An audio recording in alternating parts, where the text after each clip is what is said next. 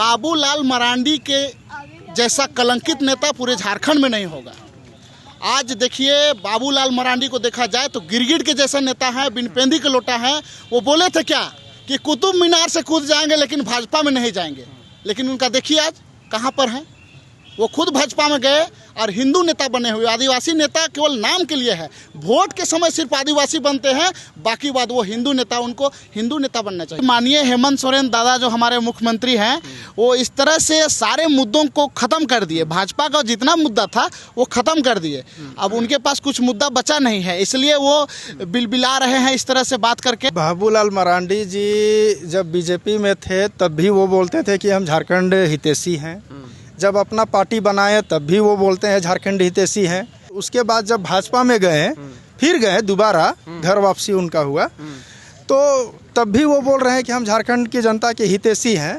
लेकिन एक बात आपके माध्यम से ये कह देना चाहता हूं कि बाबूलाल मरांडी कोई झारखंडी जनता के हितैषी नहीं है। उनको सिर्फ अपने जो विकास है, अपना मतलब अपना राजनीति कैसे चले, उनका सिर्फ उनको चिंता है। सब झारखंडी जितने भी हैं, ST SC OBC मूल निवासी जितने भी हैं, सभी लोग हम लोग हेमंत दादा के साथ में हैं। झारखंडी लोग जितने भी हैं सभी लोग हम लोग साथ में हैं। हेमंत सोरेन आप आगे बढ़ो, हम सब पूरे झारखंड के जो मूल निवासी है सबको आपके साथ में। अगर ST SC OBC का पॉपुलेशन पूरे देश में 85% है तो 85% लोग इनके जज होने चाहिए, पुलिस होने चाहिए, प्रोफेसर होने चाहिए ना? है क्या? नहीं। हेमंत सोरेन ने जो 1932 का खतियान लागू करने का ऐलान किया है, क्या इससे राज्य में आदिवासी वर्सेस गैर आदिवासी हो जाएगा, यानी कि आदिवासी बनाओ गैर आदिवासी हो जाएगा, या झारखंडी बनाओ गैर झारखंडी हो जाएगा? इन सभी मसलों पर हमारे साथ में दो युवा नेता हैं, मूल निवासी चिंतक हैं। एक हैं द्वारिका दास और एक हैं संजय महली। अगर इनको संवैधानिक जाति बता दी जाए तो एक है ST और एक है SC।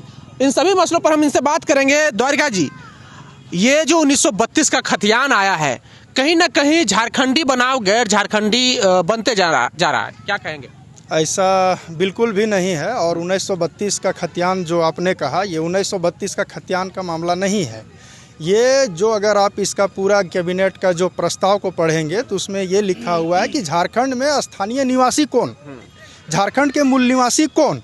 और ये पूरे भारत के विभिन्न राज्यों में ये हो चुका है और चल रहा है। अगर ये जो बोल रहे हैं कि आदिवासी बनाम गैर आदिवासी या झारखंडी बनाम बिहारी का बात बोल रहे हैं, तो क्या बिहार में बिहारियों के लिए स्थानीय निवासी प्रमाण पत्र नहीं है क्या? बिल्कुल है। जब बिहार में बिहारियों के लिए स्थानीय निवासी प्रमाण पत्र है, बंगाल में बंगालियों के लिए स्थानीय निवासी प्रमाण पत्र है, तो झारखंड में क्यों नहीं हो सकता है? ये कहीं भी आदिवासी और गैर आदिवासी का मामला नहीं है। ये अगर आप राज्य अलग किए हैं, झारखंड राज्य बनाए हैं, तो झारखंड के जो टेरिटरी में रहने वाले जो 24 ज़िले हैं उसमें कौन मूल निवासी है, किनके पास लास्ट सर्वे का खतियान है, उनकी पहचान है। क्योंकि राज्य बना है तो राज्य के वासियों को बेनिफिट मिलेगा। ऐसा तो नहीं है कि आप महाराष्ट्र में भी बेनिफिट ले, बंगाल में भी बेनिफिट ले और झारखंड में भी ले, तो झारखंड के लोग जाएंगे कहाँ?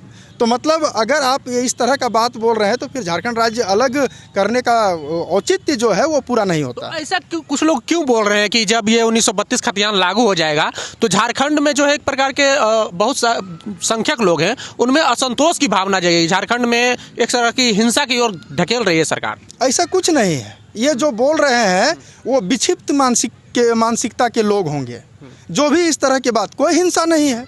सरकार अगर किसी को अधिकार दिला रही है तो इसमें हिंसा की क्या मामला है?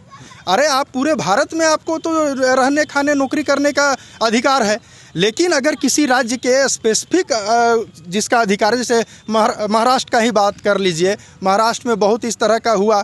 अगर तमिलनाडु का बात करें, कर्नाटक का बात करें, तो हर एक प्रदेशों में वहाँ के लोगों को रियायत दिया जाता है और देना भी चाहिए।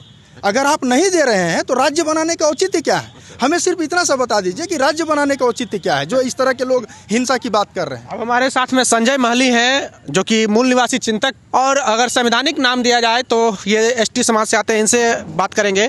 संजय जी, ऐसा क्यों लग रहा है कि आदिवासी वर्सेज आदिवासी बनाम गैर आदिवासी का ये मामला बनते जा रहा है कुछ लोग के द्वारा? देखिए, ये आदिवासी बनाम गैर आदिवासी का लड़ाई नहीं है। यहाँ पर अपना संस्कृति, अपना सभ्यता, अपना पहचान का बात है, अपना स्थानीयता का बात है। जिस तरह द्वारिका दास जी ने बोले कि पूरे भारत देश में हर एक राज्य के लिए एक स्थानीय नीति होता है, तो झारखंड में ये नहीं था। इसलिए माननीय हेमंत सोरेन की सरकार जो है, पहली बार 22 साल बनने के बाद झारखंडी हित में, यहाँ के जो असली जो मूल निवासी है उनके हित में ये फैसला लिए। उनका हम लोग स्वागत करते हैं जोरदार। पूरा आप देख रहे हैं कि हर एक ज़िला में, हर एक कस्बा में, हर एक प्रखंड में जोरदार उनका स्वागत किया जा रहा है। ये लड़ाई का बात नहीं है, गैर आदिवासी और आदिवासी की लड़ाई नहीं है। यहाँ अपना झारखंड का जो अस्मिता है, जो पहचान है, उसको लेकर के यहाँ पर जो बात बोला जा रहा है वो बिल्कुल गलत किया जा रहा है। क्योंकि झारखंड में देखा जाए तो जल, जंगल, ज़मीन के साथ साथ यहाँ के अधिकार जितने मिलना चाहिए, जो झारखंडियों को मिलना चाहिए, वो नहीं मिल पा रहा था। इसलिए सरकार ने जो ये कदम उठाया वो बहुत सराहनीय है।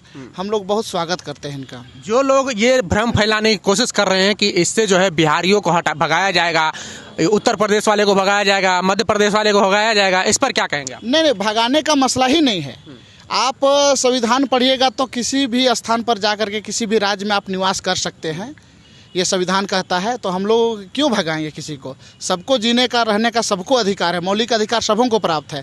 तो इस तरह का बात गलत मानसिकता वाले लोग ऐसा फैला रहे हैं कि भगा दिया जाएगा। और ये जो बिहारी झारखंडी की लड़ाई है, ये वैसा लड़ाई है ही नहीं।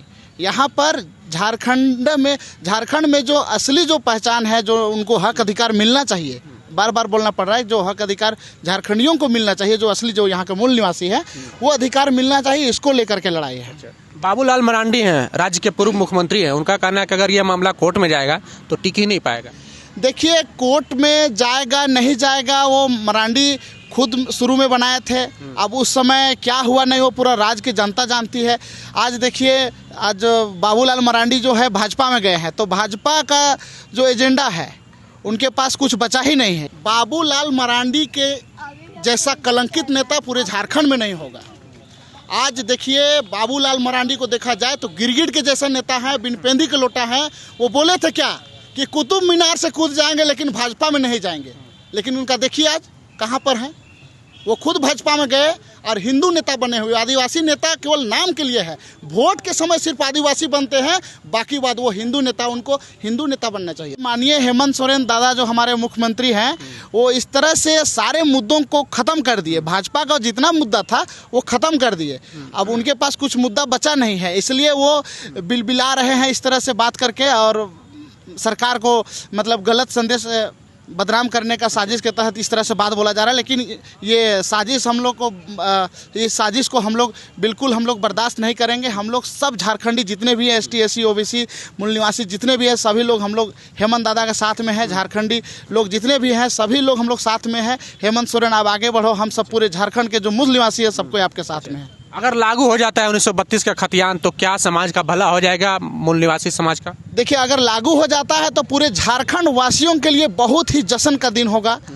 क्योंकि हमारा जो हक अधिकार मिलना चाहिए 22 वर्ष में आज तक नहीं मिला, वो अधिकार हम लोगों को मिलेगा। शिक्षा के क्षेत्र में, रोजगार के क्षेत्र में, हर एक क्षेत्र में हम लोगों को ये मिलेगा, तो बहुत जश्न का माहौल रहेगा। उस दिन हमको लगता है कि महीना 2 महीना तक दिवाली और हम लोग जो भी अपना पारंपरिक तरीके से होता है वो हम लोग जश्न मनाएंगे पूरे राज्य में। द्वारिका जी, बाबूलाल मरांडी को क्या कहना चाहिएगा? उनका कहना है कि कोर्ट में ये मामला टिक ही नहीं पाएगा।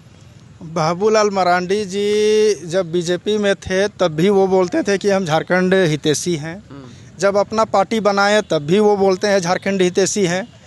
झारखंड विकास मोर्चा के वो केंद्रीय अध्यक्ष रह चुके हैं। और उसके बाद जब भाजपा में गए, फिर गए दोबारा, घर वापसी उनका हुआ, तो तब भी वो बोल रहे हैं कि हम झारखंड की जनता के हितैषी हैं। लेकिन एक बात आपके माध्यम से ये कह देना चाहता हूं कि बाबूलाल मरांडी कोई झारखंडी जनता के हितैषी नहीं है।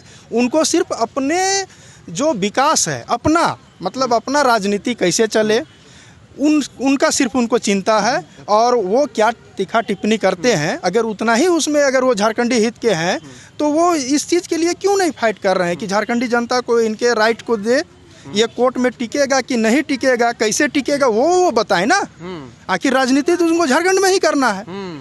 जब झारखंड में राजनीति करना है और झारखंड की जनता के आप नेगेटिविटी मतलब कि वो टिकेगा नहीं। हमारा देखिए जो 1932 एक लोकल लैंग्वेज है, हमारा स्थानीय निवासी जो प्रमाण पत्र होगा अगर वो हमारा आता है तो आप समझिए, देखिए इसको ऐसे समझिए, अगर पूरे देश में सर्वे किया जाए जिस तरह हम लोग सर्वे करते हैं और सर्वे करते हैं कि ST SC OBC और जो ओपन मेरिट जो होता है, ST SC OBC का पॉपुलेशन 85% मान लेते हैं और जिसको जनरल बोलते हैं सामान्य वर्ग वो 15% मान लेते हैं। अगर ST SC OBC का पॉपुलेशन पूरे देश में 85% है तो 85% लोग इनके जज होने चाहिए, पुलिस होने चाहिए, प्रोफेसर होने चाहिए ना।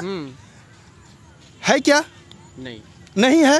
तो जब नहीं है तो यही चीज़ झारखंड में है। अगर झारखंड में आप बोलते हैं 3.5 करोड़ जनता यहाँ पे है तो यहाँ पे SC भी है 12%, ST 28% है, OBC जो है अभी रिसेंटली अगर देखा जाए जो सरकारी आंकड़ा जो है उसको अगर हम मान लेते हैं जो अभी के आसपास है। हाँ अगर वो तो हर जगह है, ये हम मान लिए तो नहीं इसको ऐसे समझ लीजिए इसको। तो इतना हक उनका झारखंड के जो रोजगार है उसमें बनता है, किसका? जिसका झारखंड में स्थानीय निवासी प्रमाण पत्र होगा। अब आप कहिएगा कि स्थानीय निवासी प्रमाण पत्र ना दे के बाहर के लोगों को हम यहाँ बैठा दे तो ऐसे नहीं चलेगा। राज्य हमारा, शासन तुम्हारा, ये हम लोग कतई बर्दाश्त नहीं करेंगे, ये राज्य में भी नहीं करेंगे और देश में भी नहीं। इसीलिए हम लोग का नारा रहता है कि वोट हमारा, राज तुम्हारा, नहीं चलेगा, नहीं चलेगा। तो ये थे हमारे साथ में दो मूल निवासी चिंतक संजय महली और द्वारिका दास। इनका कहना है कि अगर बाबूलाल मरांडी झारखंड के हितैषी इतना ही हितैषी हैं तो ये क्यों नहीं बताते हैं कि ये मामला कैसे कोर्ट में टिकेगा, 1932 का खतियान कैसे लागू हुआ। ये बार बार क्यों कहते हैं कि 1932 का खतियान अगर कोर्ट में जाएगा तो ये टिक ही नहीं पाएगा। बहरहाल आपको हमारा ये बातचीत कैसा लगा, आप अपनी प्रतिक्रिया कमेंट बॉक्स में जरूर दें।